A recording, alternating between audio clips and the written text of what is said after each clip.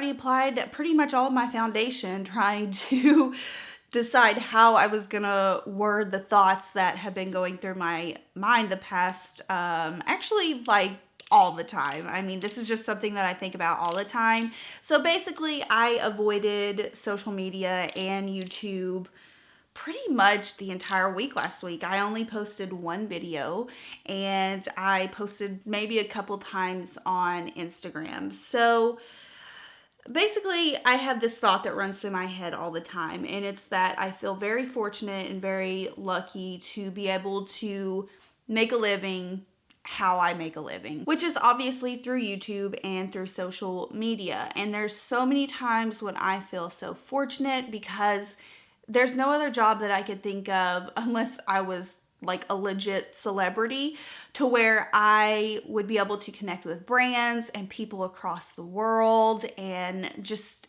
have this awesome opportunity available to me at all times. But then I also think of the environment that I work in, and by environment, I mean social media. Social media in 2018 is such a self-destructive place, and you see all of these articles and all of the research being done on how people place their self-worth and their self-value in how many likes they receive, how many people are viewing their Snapchat story. And this isn't even for adults. This is for young, impressionable kids. And so I think to myself a lot, what would I be like as an adult if I were growing up in this time period where I was constantly submerged in social media and technology and placing my self-worth and value in the amount of likes that I receive. And don't get me wrong, even as an adult and doing what I do, that's like a huge thing. You are basically not really judged, but you're chosen to partner with these companies based on your following and based on how many likes you receive and what your engagement is. And so for that reason, a lot of the times sometimes I just want to like step back and just completely avoid it, because I don't really give a shit if a brand wants to work with me based on how many likes I get. You know what I mean? So if I were, 17, 18 years old and doing the job that I do right now, which a lot of young adults, or not even adults, a lot of adolescents have a career on social media by the time they are 16 years old. I can't imagine what I would be like as a person and what kind of like my mental status would be, because I've been doing YouTube for like 5 years now. And sometimes I wonder if I would have grown at a rapid pace, if I would have, gained 1 million subscribers or 500,000, whatever, at a fast rate. Sometimes I go back and I wonder, like, what would I be like? Would I still be the same person that I am today? By the way, I'm fully aware this is not a topic that I talk about a lot, but it's definitely something that Will and I have conversations about a lot, because I think even if I won't say it, I think he can see it in me sometimes when I start getting this like anxious feeling and I start thinking about all of these things that revolve around social media and revolve around my job. And he is really good about being like, what's going on? Let's talk about it. What are you feeling? So yeah, that's basically where I was at last week. Just kind of thinking to myself about how lucky I am to be able to do what I do and to connect with you all and to help people, to connect with people around the world, and just work with, again, people that I would never had the opportunity to work with if I would not have started doing this. But at the same time, I think to myself, wow, sometimes the platform that I share all of this on and that I share stuff with you all on is a really shitty place. Instagram, YouTube right now, it's just like there's some awful stuff that happens. But at the end of the day, I try to take a step back and I try to kind of put that perspective into a worldly perspective. Sometimes the world is an awful place. A lot of the time, the world is an awful place. but the majority of the time it's good. So yeah, that's kind of just what I've been feeling lately. And I just felt like I kind of needed to do a PSA that you never should have to feel like you put your self-worth and your self-value in the number of Instagram likes you get, the number of people who view your Snapchat stories, what your friends are doing on social media, what people that you follow on social media that you don't even know are doing. Ultimately, none of that matters. What matters is that you are a good person, you live your best life, and that you're kind in doing so. So yeah, that's kind of like what I wanted to get off my chest.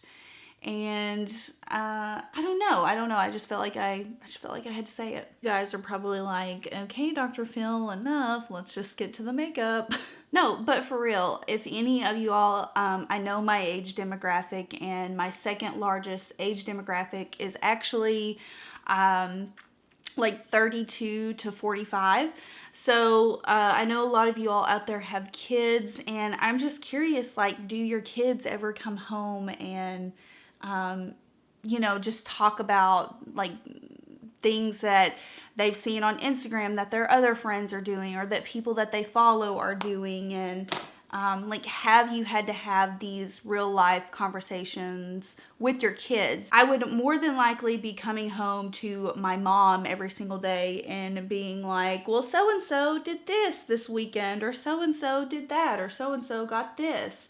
And I'm well aware that this does not just apply to children. This is a very real thing for adults as well. But yeah, it's just something that I think about a lot. I really do try to think about what I'm posting actively. Is it going to help someone out? Is it going to make someone laugh for the day? I never want to make a post that is going to make someone feel envious, or like they left my social media page feeling like, they weren't worthy enough. Like, how, I don't even know how one does that, but we do it. We post things and we say things, and we don't even realize that it's affecting others. So, I try to think actively and, post things that are fun and just lighthearted, I guess. And this is something that I haven't really talked about. I don't think I've ever really said out loud. I've spouted it off to Will a few times and we've talked about it, but I get asked a lot if I plan on doing YouTube forever. And honestly, no, I don't. Don't get me wrong, I love it. I don't look at YouTube as my job. I look at YouTube as my hobby. And then when brands do want to partner with me, obviously I take that a little bit more seriously. Ultimately, one day I would love to have my own company, and not just a standard company. I would love for it to be some type of ethical company, and company that especially helps women and children, whether that is providing employment in underprivileged areas, just something of that nature. And I haven't quite figured it out yet. I know one day it's going to hit me what I want to do. A lot of people have asked me like, oh, do you want to have your own cosmetic brand? Of course, that would be so fun. That also just requires a lot of time. And we're kind of in this place in our lives, Will and I. Will is still in school. We've just built this house, and I don't feel like it's time yet. But, hopefully one day, I get it figured out. So yeah, I don't know exactly what it's going to be, but I know when I figure it out, it's going to be my destiny. And YouTube is such a creative place. There's so many amazing people on here, but there are also a lot of shitheads on here that really nobody should be watching. But teach their own, I guess. Not really. I don't know. What do you all see me doing in the future? Because there's so many things, like even to just like a small business owner that I've thought about. Whatever it is, I just want to make sure that it is done right, and that I can somehow also help people in the process of it. So my next topic is that I noticed personally that I've been getting a lot less lenient on comments and blocking people.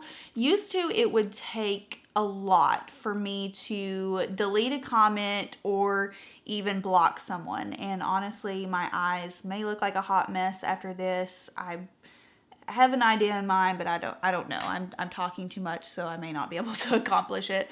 But I have been way less lenient. I have been blocking several people. Well, I shouldn't say several, but a lot more than what I normally would. I mean, like for like not even like repulsive things. Used to, someone would have to say something super offensive and repulsive, but I mean, the other day, for example, I don't even know why. Sometimes I get emails showing comments, and then sometimes I don't. And just randomly the other day, I think it was before bed or something like that, I got a notification that like this same person had commented on 3 different videos, like totally different videos, and every single comment that they left was a complaint. Really, it wasn't anything derogatory, but they were just complaining about how I was doing something, about how I was like either talking too much. And I think in one comment they were like, you should really consider microblading your eyebrows and getting them reshaped. And I'm just like, why? Like, why just come and complain on 3 totally random videos? And so I blocked the person, because I'm like, if they're gonna complain their first time watching 3 of my videos, they're gonna keep complaining, and it's just gonna be annoying. And you know what? It's good for my damn soul, people. It is good for my soul. I have not been regretting it. If somebody wants to come and just be foul and obnoxious, bye, block. It's the greatest invention ever. And then I know there's a lot of people that will say like, oh, you signed up for this, you know, you put yourself out on the internet. And it's like, yeah, you know what? I can take shit from people, but there comes to a point to where just think like in your day-to-day life, like there's someone that you work with that just constantly harasses you. It's just like, yeah, you signed up for a job where you're not going to like everyone, but you didn't really sign up to be harassed or constantly just attacked. So yeah, I have just been trying to live my best life. So this is what I've been prepping my eyes for. Now into like some actual makeup here. I just kind of want to use this coppery color. I don't really know like if it's gonna be coppery or more pink or purple or what the deal is gonna be. So I just put down like a brown base, and I'm just going to pop this over the top of it, and it's looking like it's kind of like a rusty orange or reddish color.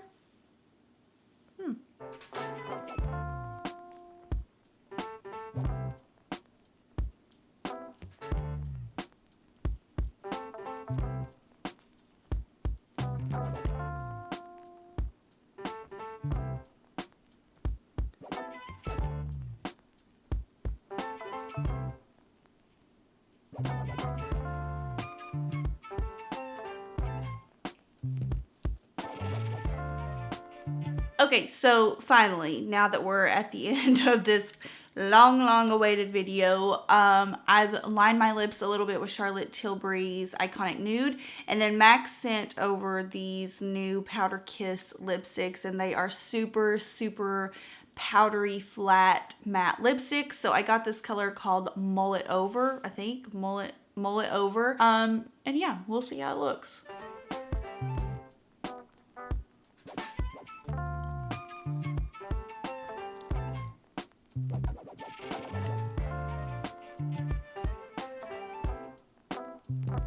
Okay, it's fall time if you couldn't tell by the obnoxious beanie here, but yeah, kind of like this look. The lip color, I would prefer gloss, but I always do gloss, so I'm going to try to keep it matte because that's what the purpose of the lipstick is. Here is the eye look for the Naked Cherry.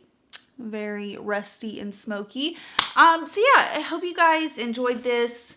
I know it was a little dark, a little depressing in the beginning, but I don't know. I kind of felt like I just needed to get some things off my chest, let you know where I was at, why I was, you know, not really inspired to really post much of anything last week. So, yeah, I hope you guys enjoyed as usual.